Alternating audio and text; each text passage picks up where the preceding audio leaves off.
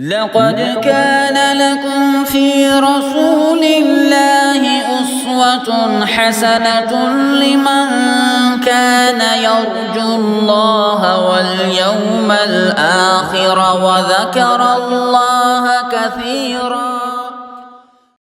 ونفثه بسم الله الرحمن الرحيم. رب اشرح لي صدري ويسر لي أمري واحلل عقدة من لساني يفقهوا قولي. رب زدنا علما رب زدنا علما رب زدنا علما. اللهم فقهنا في الدين. اللهم إنا نسألك علما نافعا ورزقا طيبا وعملا متقبلا. اللهم انفعنا بما علمتنا وعلمنا ما ينفعنا وزدنا علما. اللهم إنا نعوذ بك من علم لا ينفع ومن قلب لا يخشى ومن نفس لا تشبع ومن دعوة لا يستجاب لها. اللهم لا سهل إلا ما جعلته سهلا وأنت تجعل الحزن إذا شئت سهلا. اللهم صل على محمد وعلى آل محمد كما صليت على إبراهيم وعلى آل إبراهيم إنك حميد مجيد. اللهم بارك على محمد وعلى آل محمد كما باركت على إبراهيم وعلى آل إبراهيم إنك حميد مجيد. ٹھیک ہے، ہم نے لاسٹ کلاس میں دعوت دین کے مرحلے پڑھے تھے. ٹھیک ہے، مراحل، درجہ بدرجہ، پہلے یہ کرنا ہے، پھر یہ کرنا ہے، پھر یہ کرنا ہے، مرحلہ. ٹھیک ہے، مرحل. ابن قیم نے ہم نے آپ کو بتایا تھا، اس کے 5 مراتب بیان کیے ہیں. اسلامی دعوت کے جو مراتب ہیں، درجات ہیں، مراحل ہیں، سیڑھیاں ہیں، وہ 5 ہیں. ٹھیک ہے، کہتے ہیں سب سے پہلا مرتبہ ہے نبوت. ایک چیز ہے جو اللہ کے پیغمبر کو نبوت ملی، یہ اپنے اندر ایک پورا وجود رکھتا ہے، نبوت کا ملنا کسی چیز کا. ٹھیک ہے، پہلی بات. نمبر 2، نبوت ملنے کے بعد آپ کو حکم ملا کہ آپ اپنے قریبی رشتہ داروں کو ڈرائیے، بس جو آپ کے بالکل قریبی رشتہ دار عزیز ہیں. تیسرے مقام پر کہا آپ اپنی قوم کو ڈرائیے، جو آپ کی برادری ہے. چوتھے مقام پر کہا کہ آپ ان تمام عرب والوں کو ڈراؤ جن کے پاس آپ سے پہلے کوئی ڈرانے والا نہیں آیا. کیونکہ اللہ کے پیغمبر صلی اللہ علیہ وسلم مکہ والوں کے پاس جناب اسماعیل علیہ السلام کے بعد پہلے آنے والے رسول ہیں. ٹھیک ہے، سورۃ الف لام میم تنزیل السجدہ اگر آپ پڑھیں گے، اللہ کہتا ہے لِتُنذِرَ قَوْمًا مَا أَتَاهُم مِّن نَذِيرٍ مِّن قَبْلِكَ، تاکہ آپ ڈراؤ اس قوم کو جس کے پاس آپ سے پہلے کوئی ڈرانے والا آئے ہی نہیں. یعنی مطلب یہ نفی نہیں ہے. کہاں اسماعیل علیہ السلام، کہاں اتنا بڑا فترہ، اتنا بڑا درمیان میں گیپ، فترہ کا مطلب گیپ اتنا بڑا، تو اس کو اللہ نے اس معنی میں تعبیر کیا. تو آپ ان لوگوں کو ڈراؤ، یعنی عالم عرب، یہ چوتھا مرحلہ ہو گیا. اور 5واں، قیامت تک کے تمام لوگوں کو ڈرانا جن تک آپ کی دعوت پہنچے، چاہے وہ انسان ہو یا جن ہو، کیونکہ آپ انسانوں کے رسول تو ہیں، اس کے ساتھ ساتھ آپ جنات کے بھی رسول ہیں. ٹھیک ہے نا، پتہ نا آپ کو. یہ ابن قیم نے 5 مرحلے بیان کیے. ٹھیک ہے جی.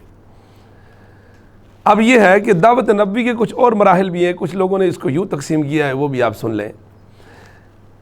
اب یہ جو مراحل ہیں ان کا ٹائم کتنا تھا. اب جو ہم مرحلہ لکھیں گے، اگلی چیز جو آپ کو بتاؤں گا وہ مرحلے ٹائم کے اعتبار سے بتاؤں گا. ٹھیک ہے، وقت کے اعتبار سے. آپ کا جو پہلا مرحلہ تھا جس میں نبوت انکلوڈ ہے، شامل ہے، نبوت ملنے کے بعد جو خفیہ دعوت آپ نے دی ہے اپنے قریبی رشتہ داروں کو، اپنے معتمد علیہ ٹرسٹ وردی لوگوں کو جو آپ نے دعوت دی ہے، اس دعوت کا سلسلہ 3 سال تک جاری رہا. خفیہ دعوت کا مرحلہ کتنے سال جاری رہا؟ 3 سال. کیونکہ یاد رکھنا، یہ جو میں آپ کو ابھی پڑھا رہا ہوں، پہلا، دوسرا، تیسرا اور چوتھا مرحلہ، ہم اسی کو لے کر چلیں گے اور ہماری سیرت ختم ہو جائے گی انشاءاللہ. ٹھیک ہے جی. پہلا مرحلہ آپ علیہ السلام کا خفیہ دعوت دینا ہے. یہ مرحلہ ابتدائی 3 سال تک رہا. کتنے سال رہا؟ 3. دوسرا مرحلہ اعلانیہ دعوت دینا، اعلان دعوت دینا، سب کو دعوت دینا، عام، خاص، عزیز، اقارب، دشمن، دوست، ماننے والے نہ ماننے والے علل اعلان میں اللہ کا رسول، جو کچھ تم کر رہے ہو یہ ٹھیک نہیں۔ تو اعلانیہ دعوت دی، لیکن یاد رکھو اس اعلانیہ دعوت میں یہ شرط تھی کہ آپ لڑائی نہیں کرو گے، آپ کسی کا گملہ بھی نہیں توڑ سکتے، اگر کوئی آپ کو مارے گا آپ دفاع بھی نہیں کرو گے مارنے تو۔ یہ بہت کٹھن مرحلہ ہے، بہت دشوار مرحلہ ہے۔ پیغمبر علیہ الصلوۃ والسلام کی جو دعوت آپ کو وہی ملی تو اس کے ہم مراحل پڑھ رہے ہیں، اس کے 4 مرحلے۔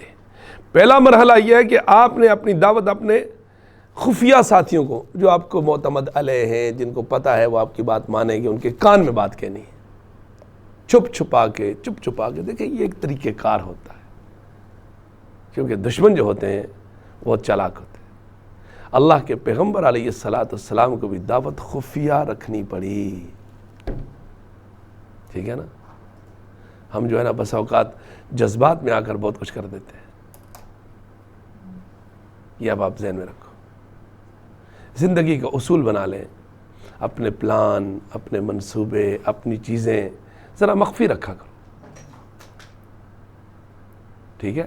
وجہ اس کی یہ ہوتی ہے حاسدین کے حسد، بد نظروں کی بد نظریاں، شریروں کے شر، دشمنوں کا خوف۔ آپ کو کیا پتہ آپ کا کون دشمن، ٹھیک ہوگی بات۔ تو ہم یہ نہیں کہتے کہ آپ یہ کر، لیکن کوئی بھی زندگی کے گزارنے کے کوئی گر ہوتے ہیں، کوئی اصول ہے، ٹھیک ہے۔ تو آپ نے اپنی دعوت کو بالکل خفیہ رکھا، اور اس کو ہم آگے پڑھیں گے۔ اس کا جو ہیڈ کوارٹر ہوتا تھا وہ دار ارقم تھا، ٹھیک ہے۔ حضرت ارقم، زید بن ارقم بڑے مشہور صحابی ہیں، انشاءاللہ کبھی ان کی آپ کو تاریخ میں بتاؤں گا، زید بن ارقم رضی اللہ تعالی عنہ، ٹھیک ہے۔ تو پہلا مرحلہ یہ تھا۔ دوسرا مرحلہ جو تھا وہ علی الاعلان بتا دیا، لیکن لڑائی نہیں کریں گے ہم، آپ مارتے ہو تو مار دو، ٹھیک ہے جی۔ یہ مرحلہ ہجرت مدینہ تک جاری رہا، ٹھیک ہے۔ تیسرے سال سے شروع ہوا، تیسرے سال سے یہ شروع ہوا اور ہجرت مدینہ تک یہ جاری رہا، علی الاعلان ہوا۔ چوتھا مرحلہ اعلانیہ دعوت دینا اور ان لوگوں سے ڈٹ کر مقابلہ کرنا جو خود لڑائی کی ابتدا کریں۔ دونوں ایک ہی ہیں، لیکن پچھلے میں کیا تھا، لڑائی سے پرہیز تھی، اب کیا ہے، نہیں چھوڑیں گے ہم آپ کو، ہم آپ کا ڈٹ کے مقابلہ کریں گے۔ یہ ہوتا ہے نا، اب اپنے آپ کو بلڈ اپ کرو نا، بہت اچھا۔ اب 75 سال تھے، ہم کسی اور کام میں لگے ہوئے ہیں تو کیسے پھر کیا کریں گے، ٹھیک ہے۔ 75 سال بہت بڑی عمر ہوتی ہے، ٹھیک ہے۔ الحمدللہ میں اکثر کہتا ہوں آپ کے پاس اتنا اچھا پوٹینشیل، آپ کے لیے 5 سال بھی کافی ہیں اگر سدھر جاؤ تو۔ 5 سال بہت ہیں زیادہ۔ 3 سال میں رزلٹ آنا شروع ہو جائے گا، سب کچھ ہوتا ہے نا۔ اب جو دنیا میں یہ ہیں، ہم یہ ہیں، کوئی کچھ نہیں ہے۔ جب ہم کسی کام کے کرنے پہ آ جائیں گے الحمدللہ ہم سب کو پیچھے چھوڑ جائیں گے، یاد رکھنا۔ اتنا وہ گٹس، وہ صلاحیت، وہ ایبلٹی اللہ رب العالمین نے ہمارے اندر رکھی، ٹھیک ہے نا۔ اللہ اکبر، کیا کون کرے گا اس قوم کا مقابلہ جو اپنے ساتھ بارود باندھ کے پھٹ جاتا ہے؟ کون مقابلہ کرے گا اس کا؟ یار بتاؤ تو صحیح، کس کے اندر یہ جرأت ہے کسی کے اندر؟ نہیں۔ خالد بن ولید نے کہا تھا اللہ کی قسم تم جس قوم سے لڑائی کر رہے ہو نا، اسے موت سے اتنی محبت ہے جتنی تمہیں زندگی سے محبت ہے۔ سنو، علی الاعلان دعوت دینا ہے، ان لوگوں سے ڈٹ کر مقابلہ کرنا ہے جو خود لڑائی کی ابتدا کریں، اور یہ مرحلہ صلح حدیبیہ تک جاری رہا، ٹھیک ہے جی۔ بلکہ میں نے آپ کو یہاں پر ٹھیک بھی کیا تھا، میں نے کہا تھا اس کو آپ غزوہ احزاب تک رکھیں، احزاب تک، خندق تک، بعد میں صلح حدیبیہ بعد میں ہوئی ہے۔ خندق جو ہے پیغمبر علیہ الصلوۃ والسلام نے کہا تھا آج کے بعد دشمن ہم پر نہیں بلکہ ہم دشمن پر اٹیک کریں گے، پتہ ہے احزاب، ٹھیک آ گیا۔ تو صلح حدیبیہ جو ہے وہ بعد میں ہوئی ہے، احزاب اس کو آپ ذہن میں رکھو، خندق، ٹھیک ہے جی۔ یہ جاری رہا جی۔ چوتھا مرحلہ اعلانیہ دعوت دینا اور ہر اس شخص سے ڈٹ کر لڑنا جو اسلام کے راستے میں رکاوٹ بنے، کیونکہ اب تو ہم اوپر آ گئے نا، سپریم پہ آ گئے نا۔ اب ہم مفسدین کو دیکھیں گے, ہمارا کیمرہ لگا ہوا ہے, جہاں ہمیں پتہ چلا کوئی شخص اسلام کے خلاف کوئی چھیڑ چھاڑ کر رہا ہے, کوئی سازش کر رہا ہے, اس کو جڑ سے روٹ ختم کر دینا اس کا. بات سمجھ آ گیا؟ چوتھے میں کیا تھا؟ تیسرے میں کہ ان سے ڈٹ کے مقابلہ کرنا ہے جو آپ سے لڑتے ہیں. اور چوتھا یہ ہے جو سازشی عناصر ہیں اسلام کے خلاف, ہمیں کہیں بھی کچھ بھی ملا ہم اس کو ختم کر دیں گے. آپ کو اس پوزیشن میں آنا ہوگا, تب آپ دنیا کے اندر سروائل کر سکتے, ورنہ نہیں کر سکتے. ٹھیک ہے جی. بہت سارے لوگ جو ہے نا ہمارے دماغ میں کیا ہوتا ہے, سیرت ہم جائیں گے نا, سیرت پڑھیں گے, سیرت میں قاری صاحب ہمیں یہ بتائیں گے رسول اللہ کھاتے کیسے تھے, پیتے کیسے تھے, بیٹھتے کیسے تھے, ہنستے کیسے, ایسا ہی ہے نا, ذہن میں یہی بات ہوتی ہے. سیرت کا صرف یہ مطلب نہیں ہے. وہ آپ یہ سمجھ لو, آپ علیہ الصلوۃ والسلام کی سیرت کے اگر 1,00,000 مراحل ہیں, ان 1,00,000 مراحل میں سے جو ہم سمجھتے ہیں وہ صرف ایک مرحلہ ہے, وہ ایک ہے صرف. ہمارا ملک کا سیاسی نظام کیسا ہونا چاہیے سیرت بتائے گی.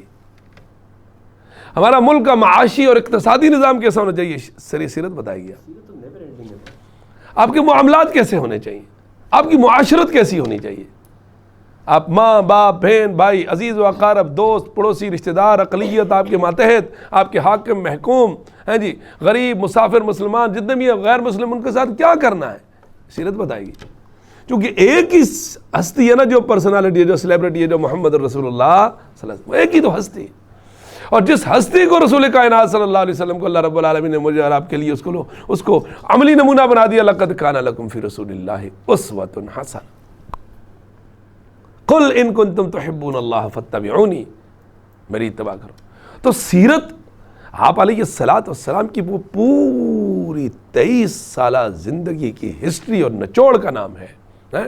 چلے ہیں پیغمبر علیہ الصلوۃ والسلام مکہ سے, وہ مکہ جہاں سے آپ کو ہجرت کرنے پر مجبور کیا, وہ مکہ جب اس کو چھوڑ رہے ہیں آپ زار و قطار رو رہے ہیں اور کہہ رہے ہیں کہ میں تجھے نہیں چھوڑنا چاہتا, لیکن یہاں کے رہنے والوں نے میرا جینا مشکل کر دیا. جب خدیجۃ الکبریٰ آپ کو ورقہ بن نوفل کے پاس لے کر گئیں, ھذا الناموس الذی انزل علی موسیٰ, ارے تم تو اللہ کے رسول ہو, تم پر تو وہ فرشتہ اترا ہے جو موسیٰ پہ اترا ہے. یا لیتنی کنت جزعا, اے کاش کہ میں اس وقت بھرپور جوانی کی عمر میں ہوتا جب تیری قوم تجھے مکہ سے نکالے گی. پہلے کہہ دیا تھا. اللہ کے پیغمبر نے حیرت کے انداز سے اوا مخرجیہم, کیا وہ مجھے مکہ سے نکال دیں گے؟ یعنی انسان کو ایک حیرت ہوتی ہے نا کس کو, چونکہ قرآن کہہ رہا ہے, پچھلی کتابوں میں بھی ہے, جب بھی کوئی نبی اور رسول آیا ہے, یاد رکھو اس بات کو, اس کو اللہ پروردگار نے دنیا میں کامیابی دی ہے تو ہجرت کے بعد. اور میرے اور آپ کے لیے بھی یہی ہے, یہ بات آپ ذہن میں رکھنا, یہ لمبی بات ہو جائے گی, کبھی پھر بتاؤں گا. ہجرت کو یاد رکھنا, ہجرت لازمی. اللہ کی خاطر آپ کو اپنے علاقے, اپنے وطن, اپنے کاروبار, اپنے عزیز و اقارب, اپنا ماحول, ہر چیز چھوڑنی پڑے گی, یاد رکھو. اور ہجرت قیامت تک جائز ہے, یاد رکھو, قیامت تک, قیامت تک جائز ہے. اس مقام پر اللہ ہجرت بعد الفتح, ٹھیک ہے. ہر مسلمان پہ لازم تھا, پیغمبر علیہ الصلوۃ والسلام نے جب ہجرت کا حکم دیا تو وہ مدینہ میں نہیں رہ سکتا, اس کو دار الہجرہ میں آنا ہوگا. اور یہ اصول قیامت تک ہے. آج دنیا کے اندر اسلامی حکومت ڈکلیئر ہو جائے, اللہ کا دین نافذ العمل ہو جائے اس اللہ کی سرزمین پر, تم دنیا کے جس کونے پہ بھی ہوگے, تم پہ لازم ہے کہ تم نے دار الہجرہ میں پہنچنا ہے, یاد رکھو, لازمی ہے, تم پیچھے نہیں رہ سکتے. حدیث کے الفاظ ہے, اگر برف پوش پہاڑوں کی سلوں کے اوپر سے گھسٹ کر کرالنگ کر کے جانا پڑے, جاؤ گے تم.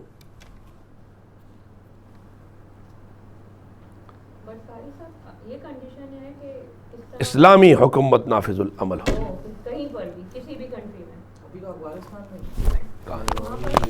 بس کرو, ابھی کیمرہ چل رہا ہے, مجھے کچھ اور بلواؤ گے تم تو اور ہو جائے گا, ٹھیک ہے.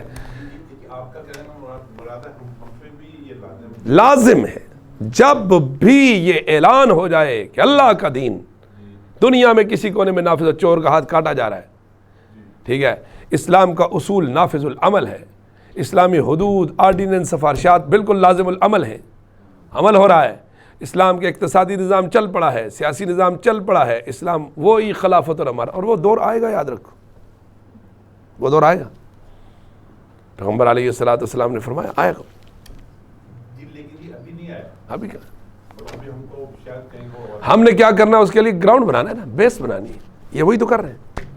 پتہ تو ہو میں آپ کو اچھے پڑھے لکھے لوگ، کیمرہ آپ کا چل رہا ہے، ہر بندے سے پوچھو، مرد ہے عورت ہے، جاننے والا ہے پڑھنے والا ہے ان پڑھوں سے بولو ووٹ کیا ہوتا ہے، اس کو پتا ہے، اس کو پتا ووٹ کیا ہوتا ہے۔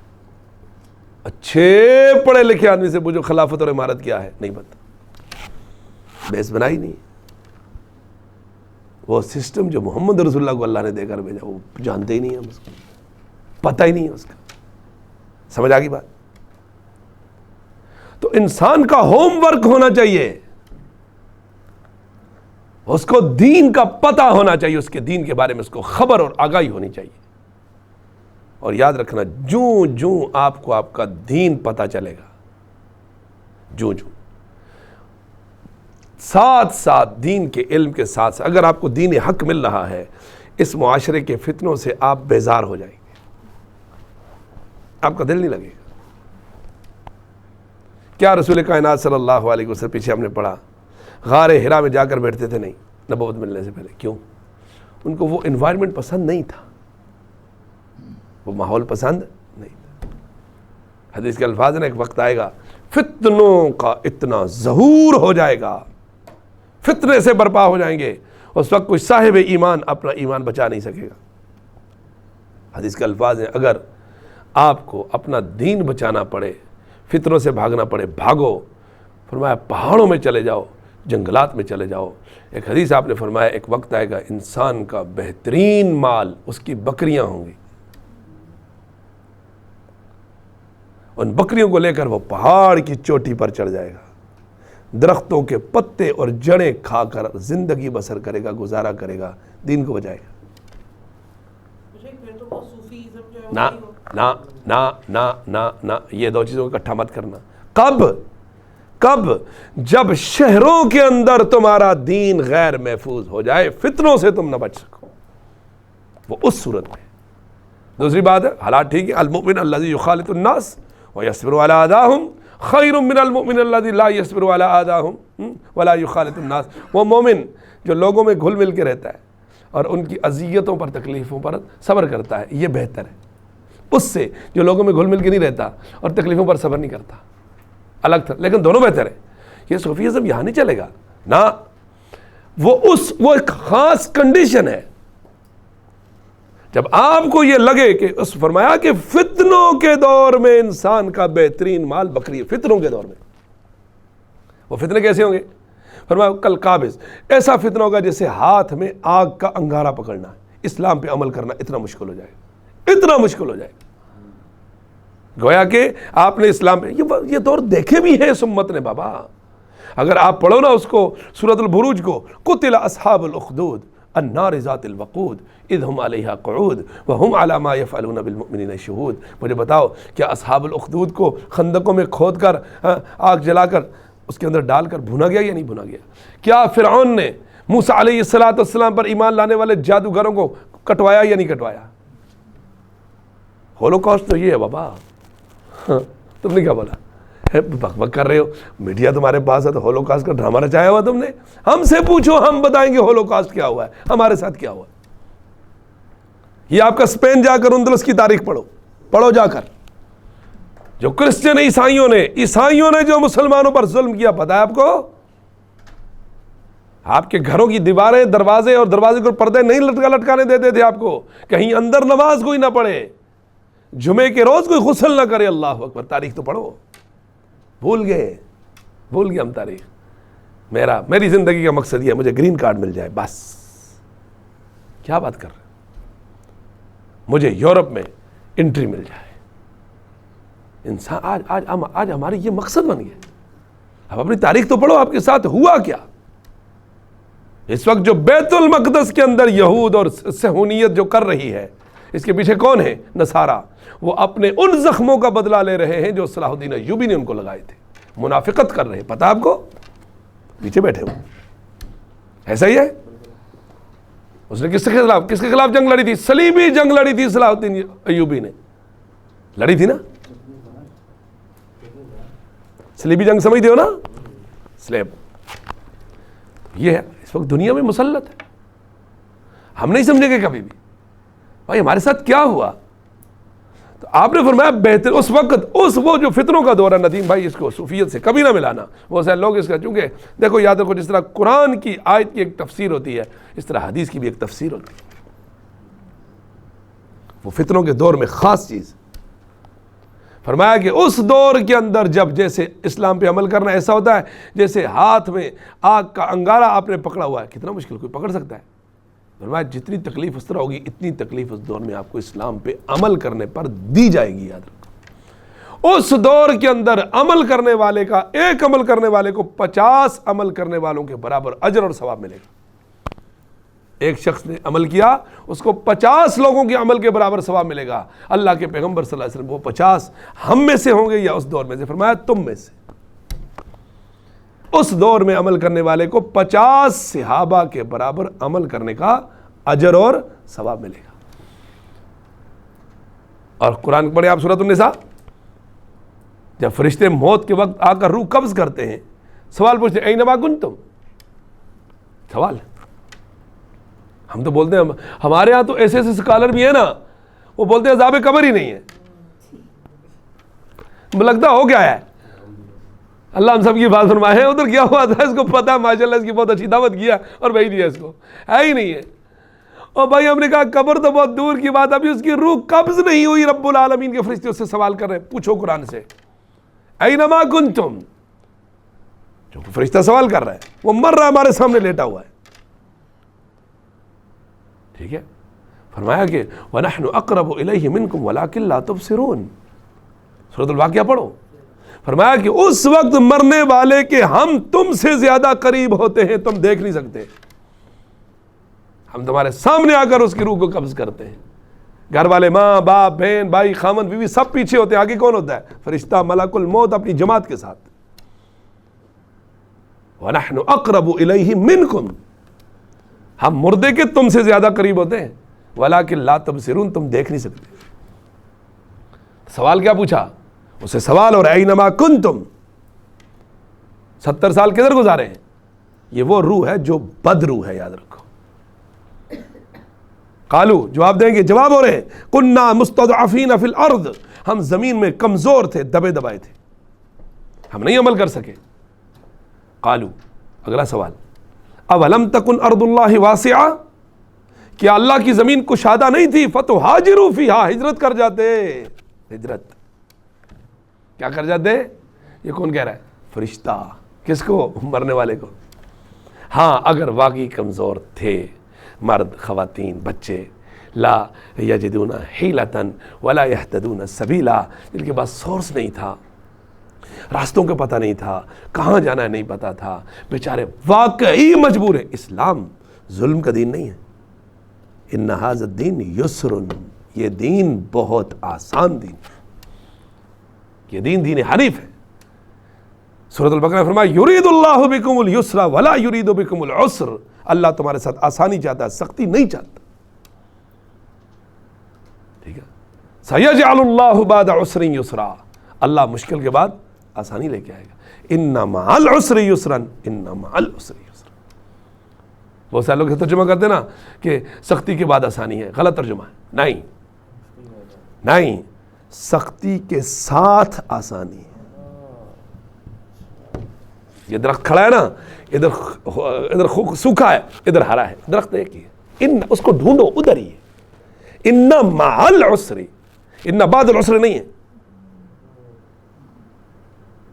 سختی کے ساتھ آسانی, پھر کہتے ہیں سختی کے ساتھ آسانی. کچھ نہیں ہوتا. جب انسان کے یہ عقیدے بنتے ہیں نا, پھر وہ خندق میں بھی چھلانگ لگا دیتا ہے. جا رہے کیا ہوا, ٹھیک ہے جانا ہی ہے نا. ہم تو بولتے ہیں نا یہاں ایک ہے, وہاں 70 ملیں گے انشاءاللہ. ہو رہی ہوں گی. جاؤ مردوں سے, ہم یہ ان کو یہ جذبات ابھار دیں. یہ میرے نبی نے ابھارے صلی اللہ علیہ وسلم. ادھر کیا کر رہے ہیں؟ تبھی تو وہ جذبہ جہاد ابھرے گا نا.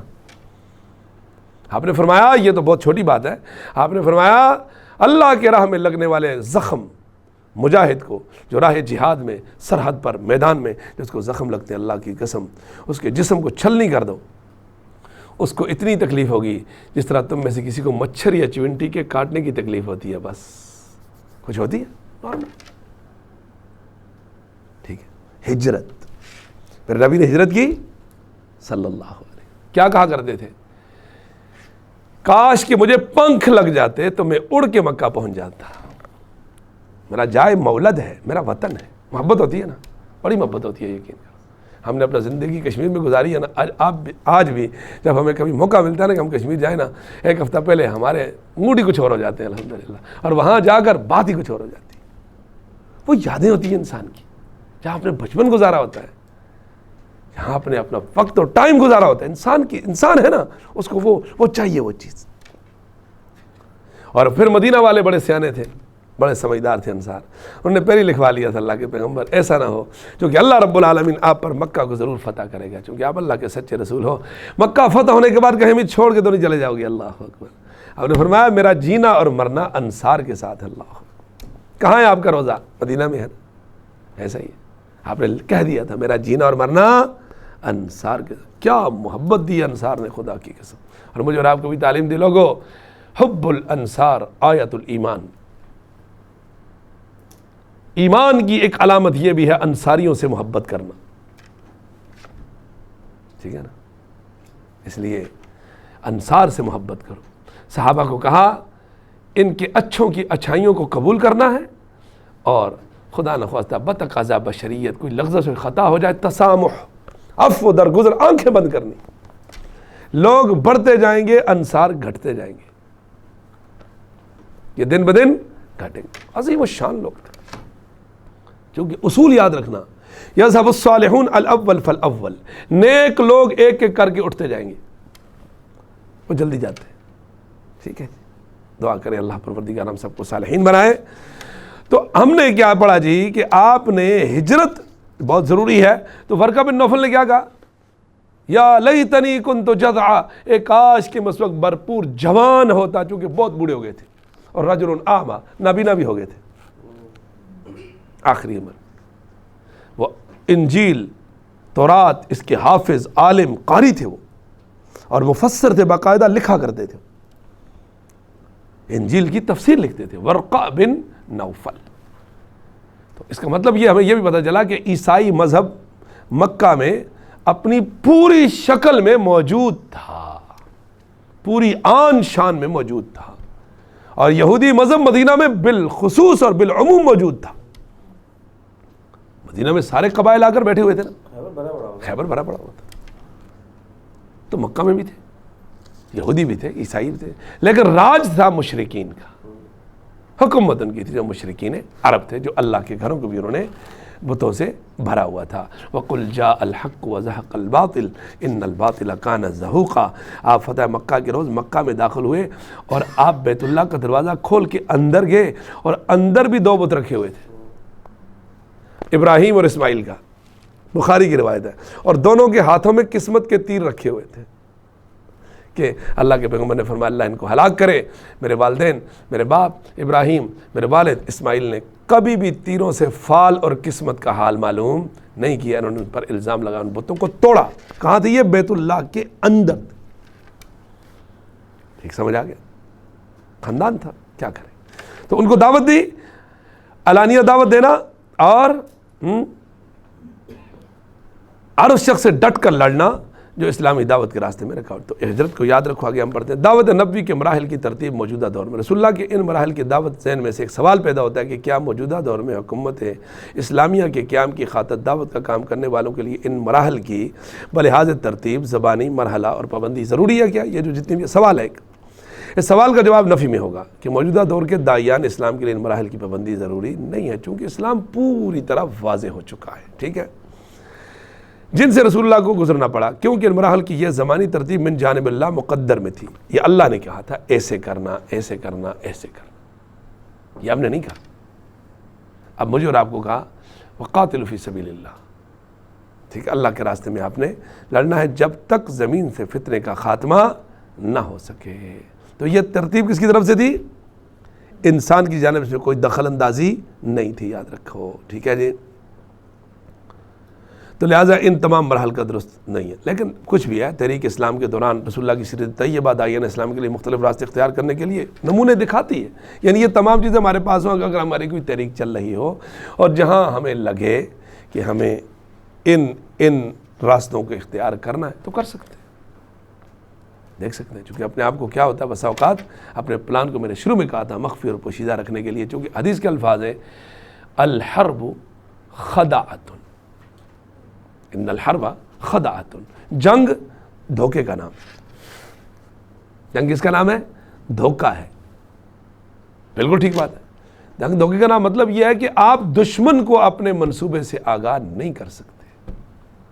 اگر آپ دشمن کو بولو تم شیر شاہ میں بیٹھے ہو میں آ رہا ہوں، تو پتہ نا یہ اپنا گولی مار کراس کر کے آئے گا، راستے میں مار دے گا. آپ اس کو بولو بھائی میں آ رہا ہوں شیر شاہ میں، لیکن میں وہاں سے آؤں گا سپر ہائی وے سے مڑ کے، وہ ادھر بیٹھا ہوگا، آپ بیچ میں چلے جانا. یہ دھوکہ ہے. اپنے پلان سے دشمن کو ہمیشہ بے خبر رکھنا.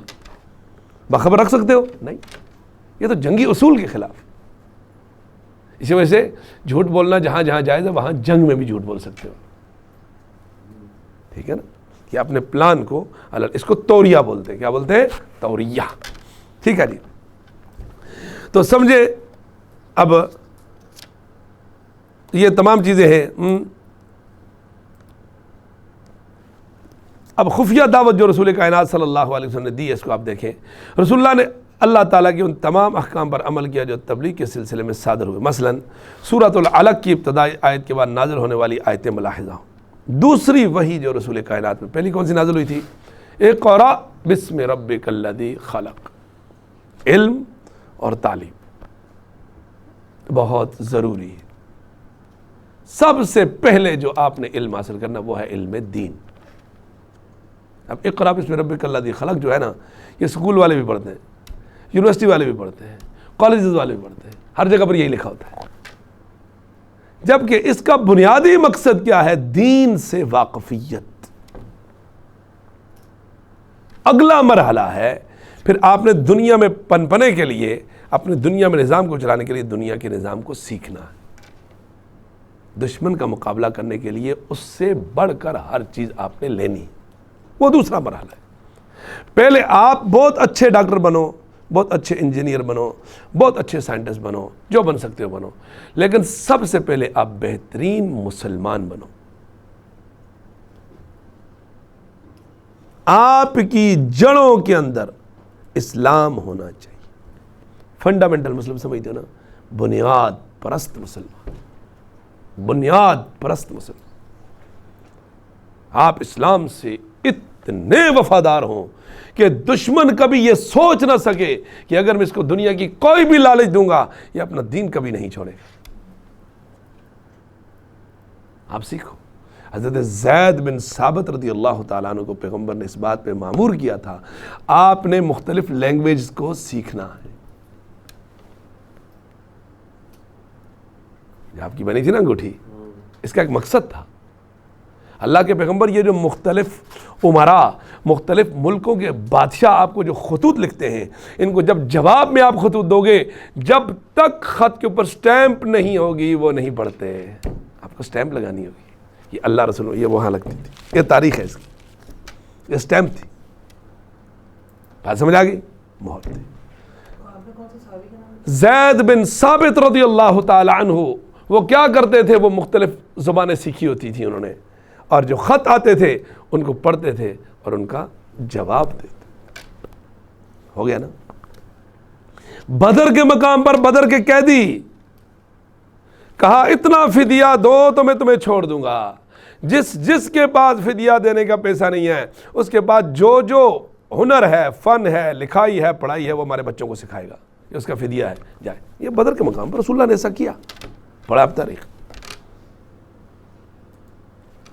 آپ علیہ السلام نے مسجد نبوی میں ایک مدرسہ قائم کیا تھا جس کا نام تھا صفہ.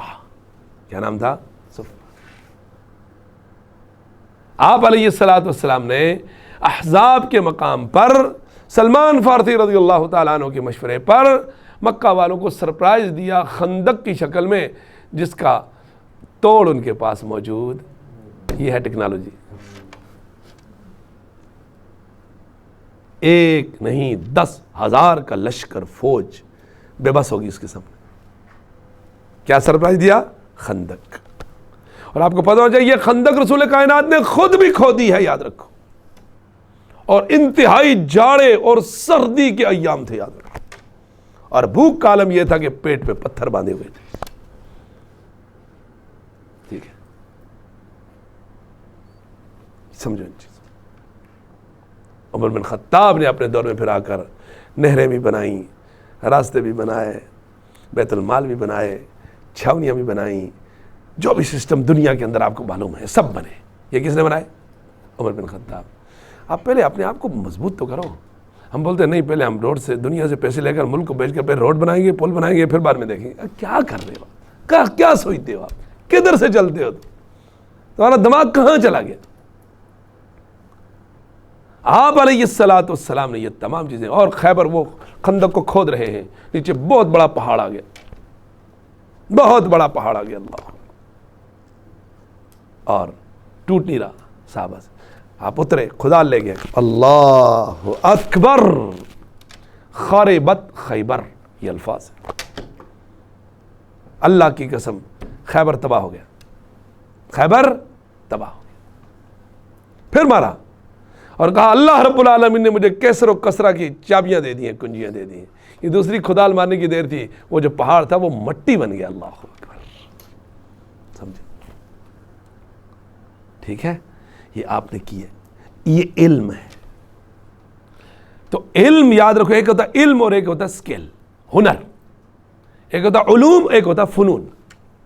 علم وہ ہے جو آپ کو یہ بتائے کہ خالق کون ہے، رسول کون ہے، آپ کون ہو، آپ کو کس نے بنایا، کیوں بنایا، آپ نے ادھر بننے کے بعد یہاں آئے، اس کے بعد آپ نے جانا کہاں ہے. ان تمام چیزوں کا جو پتہ دے گا وہ علم ہوگا. اس کے علاوہ آپ دنیا کی کوئی بھی چیز سیکھ لو، وہ علم نہیں، وہ فن ہے. وہ کیا ہے؟ فنون ہے. تو بنیادی چیز کیا ہے؟ لا الہ الا اللہ. فَاعْلَمْ أَنَّهُ لَا إِلَهَ إِلَّا اللَّهِ. اے پیغمبر صلی اللہ علیہ وسلم آپ اس بات کا علم حاصل کر لیجئے، اللہ کے علاوہ کوئی عبادت کے لائق ہے ہی نہیں. یہ ہے علم. اقرأ بسم ربک الذی خلق کو سمجھیں. آپ اس علم سے مراد علم دین ہے. آپ کی بیوی، آپ کے ماں باپ، آپ کے اہل و عیال، ان کو اتنا علم ضرور ہونا چاہیے جو علم انہیں اللہ کی جہنم سے بچا سکے. دلیل یا ایھا الذین آمنوا قوا انفسکم واہلیکم نارا. اے وہ لوگوں جو ایمان لائے، سورۃ التحریم پارہ 28 کی آخری سورہ. اے مومنو، اپنے آپ کو اور اپنی فیملی کو جہنم کی آگ سے بچا لو. حضرت عبداللہ ابن عباس اس کی تفسیر کرتے ہیں، اس کا مطلب یہ ہے ان کو علم دین سکھاؤ، ان کو ادب، تمیز اور احترام سکھاؤ. علموہم وادبوہم. یہ تفسیر کس کی ہے؟ عبداللہ ابن عباس رضی اللہ عنہ. ٹھیک ہے، آپ کیمسٹری، بیالوجی اور فلاں ڈاکٹر کر رہے، آپ جہنم سے تو نہیں بچ سکتے نا بابا. جہنم سے تو آپ کو قرآن بچائے گا، جہنم سے تو آپ کو نماز بچائے گی، جہنم سے تو آپ کو سچائی بچائے گی، جہنم سے تو توحید بچائے گی، جہنم سے تو عقیدہ رسالت بچائے گا. بات سمجھ آ گئی؟ تو اس کو سمجھو. علوم اور فنون دونوں کو الگ الگ رکھو. اور اسلام، میں نے پھر کہتا ہوں، آپ کے سامنے بیٹھا ہوں، ہم فنون کا انکار نہیں کرتے، لیکن ہم نے فنون کو مقصد زندگی بنا دیا نا. مسئلہ یہ ہو. مجھے بتاؤ، ہمارے معاشرے کے اندر جو بچہ سکول نہیں جاتا، سارا معاشرہ اس کو بری نگاہ سے دیکھتا ہے نا. چلو اب ہوم سکولنگ آپ کی شہر کے اندر یہ چیز آ گئی ہے، ایک آ گئی. ہمارا بچہ روزہ نہ رکھے، نماز نہ پڑھے، کسی کو پرواہ ہے؟ نہیں. ہمارے اچھا تھوڑا بہت ایمان ہے ہمارے اندر. ہمارے سامنے رمضان کے مہینے میں اگر کوئی شخص روزہ ہمارے سامنے کھا جاؤ تو ہمیں غصہ آ جاتا ہے، تجھے شرم نہیں آتی؟ اور وہی مسلمان اذان ہو رہی ہوتی ہے، اپنا مال بیچ رہا ہوتا ہے، نماز کے نہیں جا رہا، ہمیں پرواہ ہی نہیں ہوتی. کیا ہو گیا ہم؟ جبکہ بین العبد و بین الکفر ترک الصلاۃ. کافر اور مسلمان کے درمیان فرق کرنے والی چیز نماز. تو علم سمجھ آ گیا. ٹھیک ہے جی. وہ علم وہ علم ضروری جو آپ کو اللہ کی معرفت دے دے، پیغمبر کا مقام بتا دے صلی اللہ علیہ وسلم، آپ کو زندگی کے مقصد سے آگاہ کر دے، بس اتنا علم تو سب پہ لازم ہے نا پھر۔ اور یاد رکھنا سارے صحابہ عالم نہیں تھے، سارے صحابہ فقیہ نہیں تھے، وہ چند لوگ ہیں ان کا نام ہے عبداللہ بن عباس، عبداللہ بن عمر، عبداللہ بن مسعود، زید بن ثابت، زید بن ارقم، علی بن ابی طالب، یہ فلاں یہ جو اٹھا لینا نام، یہ چند لوگ تھے جن کو اسلام پر پورے کا پورا عبور حاصل تھا۔ عمر بن خطاب میں لوگ جا رہے تھے وراثت کا مسئلہ بتاؤ، فرمایا اذهبوا الى زید بن ثابت، یہ مجھے نہیں پتا، زید بن ثابت کے پاس جاؤ۔ بھائی مجھے خواب آیا اس کی تعبیر بتاؤ، اذهبوا الى اسماء بنت امیس، یہ میرا ڈپارٹ نہیں ہے، اسماء بنت امیس کا ہے، اللہ اکبر۔ قرآن کی تفسیر اذهبوا الى عبداللہ بن مسعود، عبداللہ بن مسعود کے پاس جاؤ۔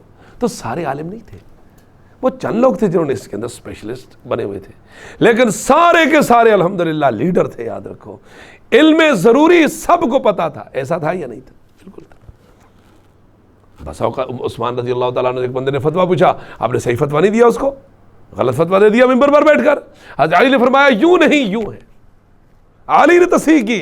حضرت عثمان نے کہا لولا علی لہلک عثمان، اگر آج علی نہ ہوتا عثمان ہلاک ہو جاتا۔ عمر بن خطاب کے ایسے فیصلے، حضرت علی نے ٹھیک کیا، ایسے نہیں ایسے، لولا علی لہلک عمر، اگر علی نہ ہوتا عمر ہلاک ہو جاتا۔ اللہ اکبر۔ لیکن علم ضروری سب کو پتا تھا، نماز، روزہ، زکوٰۃ، حج کے مسائل، اسلامیات کیا ہے، اسلام کے اقتصادی نظام کیا ہے، معاشی نظام کیا ہے، معاملات کیا ہیں، زندگی کیسے، سب کو پتا تھا۔ بنیادی چیزیں سبھی کو معلوم ہونی چاہیے۔ تو آپ پر جو دوسری وحی نازل ہوئی، یا ایھا المدثر قم فانذر وربک فکبر وثیابک فطہر والرجز فہجر ولا تمنن تستکثر ولربک فاصبر، یہ 7 آیتیں آئی، ٹھیک ہے۔ اور آخری حکم یہ تھا وَلِرَبِّكَ فَاصْبِرْ، اس کو سمجھو۔ اللہ کے پیغمبر صلی اللہ علیہ وسلم جس راستے پر آپ چل رہے ہو، یہ پھولوں کی سیج نہیں ہے، خاردار جھاڑیوں کا جنگل ہے۔ یاد رکھو اس میں چاروں طرف سے تم پر حملے ہوں گے، اور شدید حملے ہوں گے، رد عمل نہ دینا۔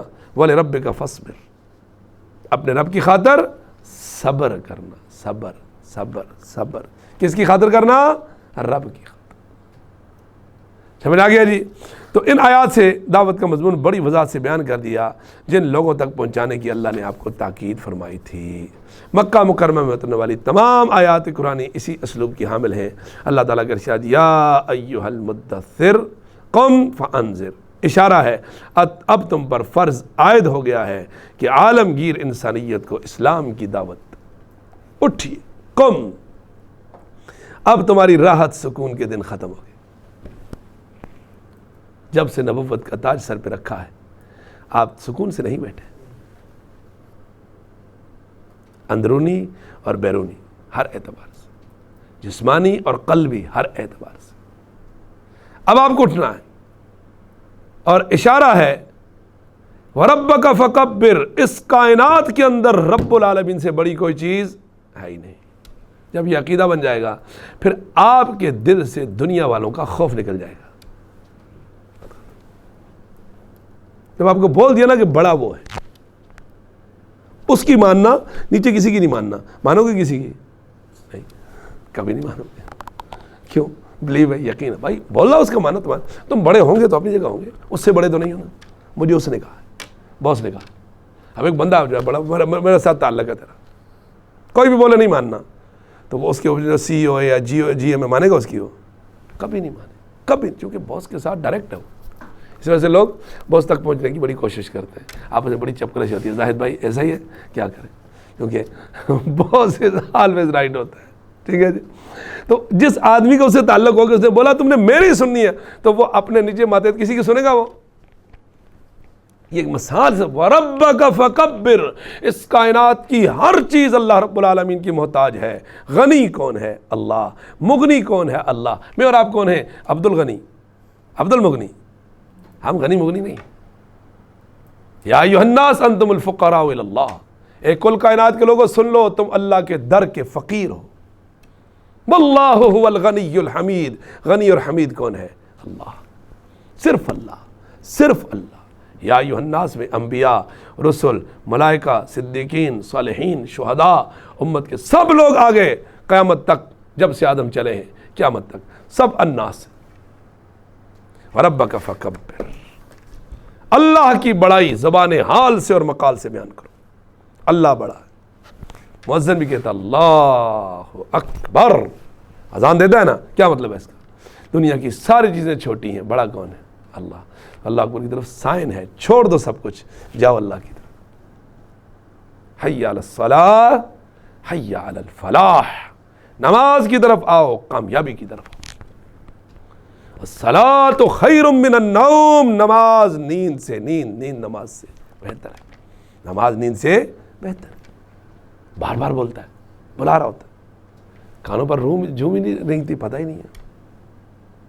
مساجدہم عامرہ، بے شمار، ہر گلی میں مسجد ہے لیکن بے آباد ہے، غیر آباد ہے.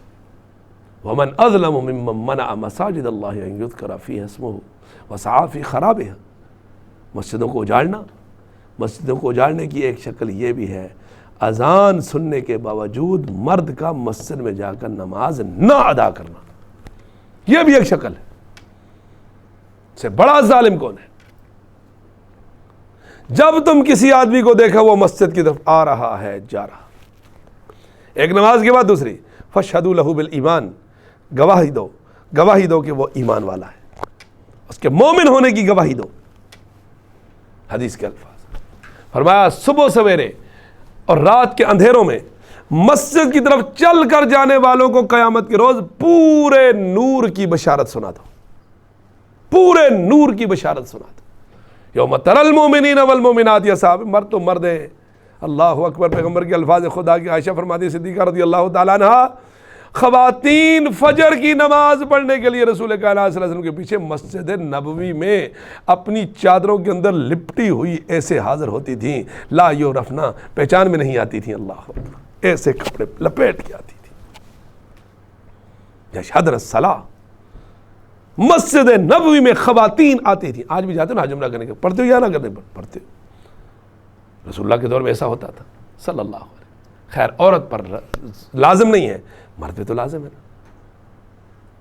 ربک فکبر، اپنے رب کی بڑائی بیان کرو جتنی بڑائی اس کی بیان کر سکتے ہو. وثیابک فطہر، اور اپنے کپڑوں کو پاک صاف رکھو. کون کہہ رہا ہے جی؟ اللہ رب العالمین. اشارہ ہے کہ آپ کو ظاہری اور باطنی طور پر پاک صاف رکھیں اور اپنا خیال رکھیں. بہت زیادہ یہ ظاہری اور باطنی طور پر پاک صاف رکھنے کا مطلب آپ سمجھیں اس کو.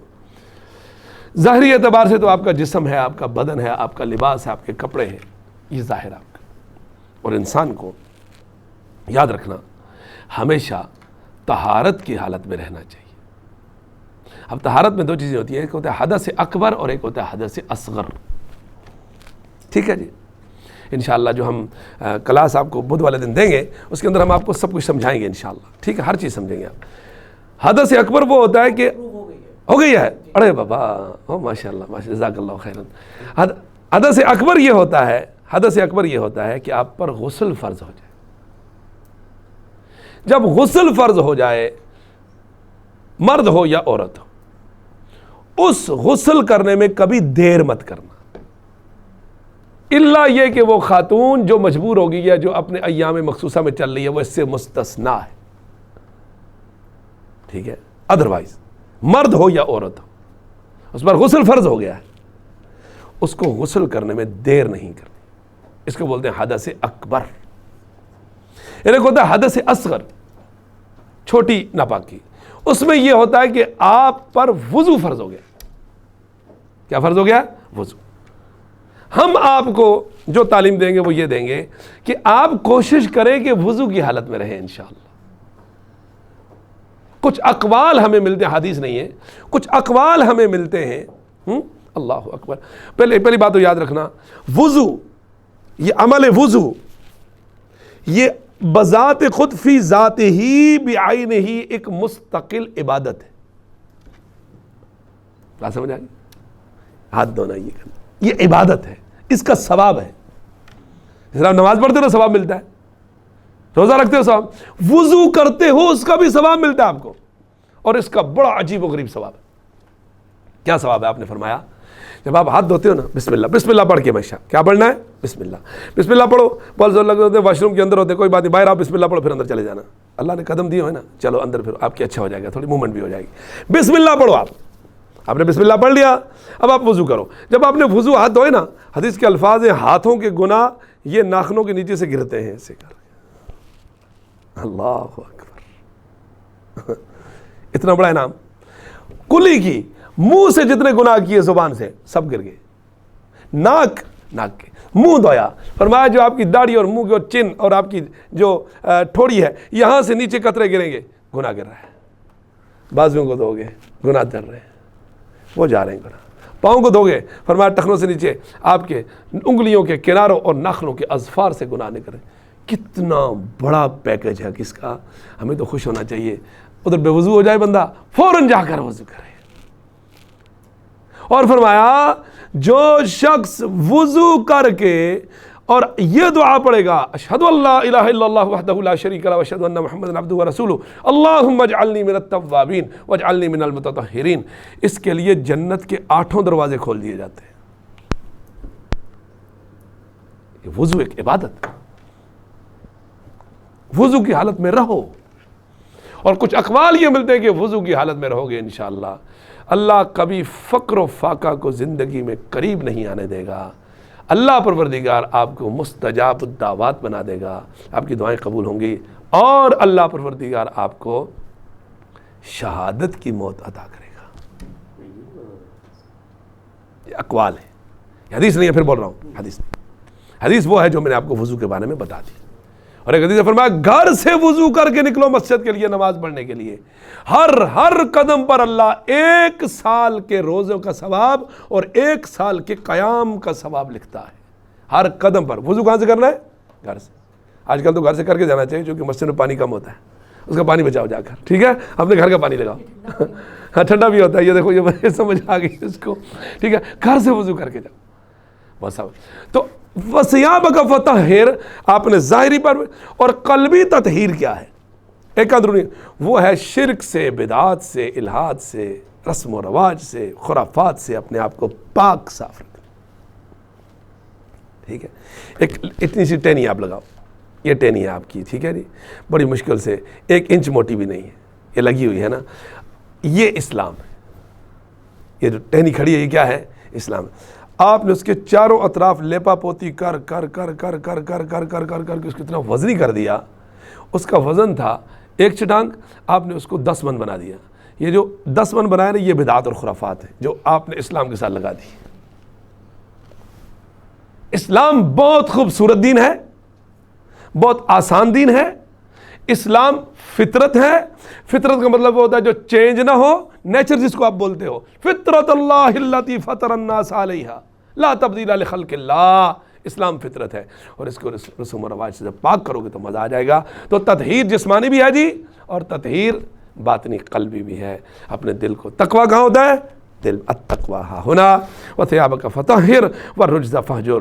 فرمایا اللہ عز و جل کے سوا کسی فرد و بشر کی تقدیس اور تعظیم نہ کی جائے. خالص توحید، خالص والرجز فہجر. بتوں کی گندگی، شرک کی گندگی، معاشرتی گندگیاں، جو چیزیں آپ کو اللہ سے دور لے کر جا رہی ہیں، وہ انوائرمنٹ، وہ محفلیں، وہ محافل، وہ مجلسیں، جتنی بھی آپ کو اللہ سے دور لے کر جا رہی ہیں ان سے اپنے آپ کو بچا کے رکھو، چھوڑ دو. اب کل 25 تاریخ آنے والی ہے نا. قائد اعظم بھی ہے. قائد اعظم تو چلو وہ تو کسی کھاتے میں نہیں ہے.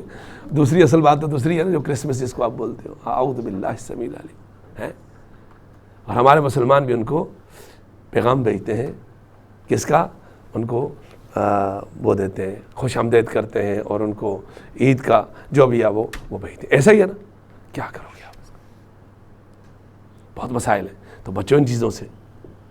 ہمارا دین لا الہ الا اللہ. قل هو اللہ احد اللہ الصمد لم یلد ولم یولد ولم یکن لہ کفوا احد. اگر کسی کو آپ نے مبارکباد دینی بھی ہے تو یہ لکھ کے بھیجو. دعوت ہو جائے گی آپ کی. لو بابا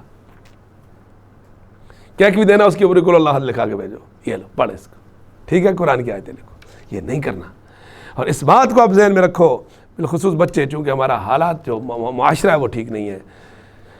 25 دسمبر کو عیسائیوں کو کرسمس کی مبارکباد دینا، یاد رکھو یہ چھوٹا سا کلمہ آپ کو دائرہ اسلام سے خارج کر دے گا.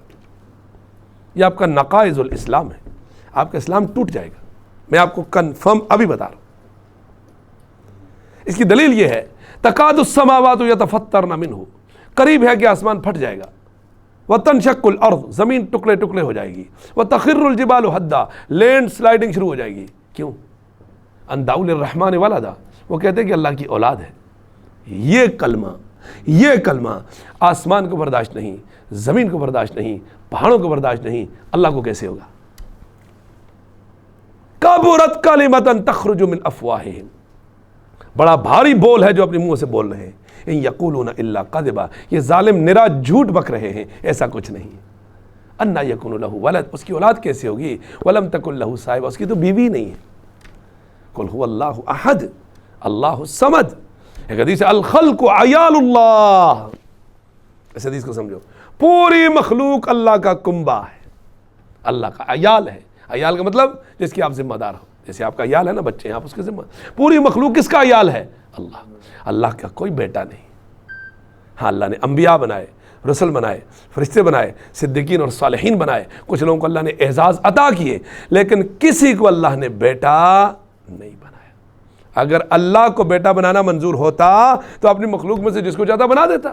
جب وہ رسول بنا سکتا ہے، جب وہ انبیاء بنا سکتا ہے، تو بیٹا کیوں نہیں بنا سکتا؟ اس نے کہا نہیں، میں احد ہوں، میں صمد ہوں، میں بے نیاز ہوں اور میری کوئی اولاد نہیں، نہ میں خود کسی کی اولاد ہوں.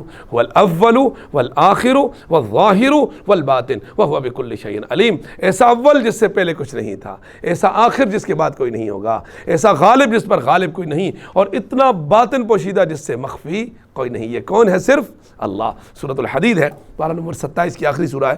اس آیت کے بارے میں کچھ اقوال بھی ہیں، کچھ لیکن کلام ہے تھوڑا سا ان کے اندر، لیکن یاد رکھنا فرمائیے فضیلت میں چلے گی. والاول والآخر والظاہر والباطن وہو بکل شیء علیم. سورۃ الحدید کے اندر ایک آیت ہے جو 1000 آیت کے برابر ہے. کتنی آیتوں کے برابر ہے؟ والاول والآخر والظاہر والباطن وہو بکل شیء علیم. جی حدیث تھوڑا سا اس میں کلام ہے لیکن فضیلت میں چل جاتی ہے. جو کچھ احادیث ہے نا، رات کو مسبحات پڑھنا چاہیے. کیا پڑھنا چاہیے؟ مسبحات. 5 صورتیں ہیں.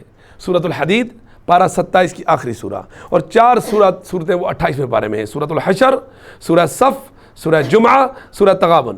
یہ سبح للہ یسبح للہ، سبح للہ یسبح للہ سے ان کو مسبحات بولتے ہیں. تو اگر آپ کے پاس ٹائم ہو تو پڑھیں، الحمدللہ اچھی بات ہے. سورۃ الملک لازمی پڑھیں، حدیث ہے صحیح طریق. سورۃ الف لام میم تنزیل السجدہ پڑھیں، حدیث ہے. رات کو اگر تہجد میں اٹھنے کا موقع مل جائے، آپ جون سے مرضی قرآن پڑھیں، لیکن 2 صورتیں بہت زیادہ پڑھا کریں تہجد میں. اما عائشہ فرماتی ہے میں نے ہر رات رسول کائنات صلی اللہ علیہ وسلم کو سورۃ بنی اسرائیل جو 15ویں پارے کی پہلی سورہ سورۃ الاسراء، اور سورۃ الزمر جو 23ویں اور 24ویں پارے میں ہے، ان 2 صورتوں کو میں نے رسول اللہ صلی اللہ علیہ وسلم کو ہر رات پڑھتے ہوئے سنا. اسراء، بنی اسرائیل 15ویں پارے کی پہلی سورہ. ٹھیک ہو گیا جی. انشاءاللہ اگلی کلاس ہم اس کو کریں گے ولا تمنن تستکثر سے.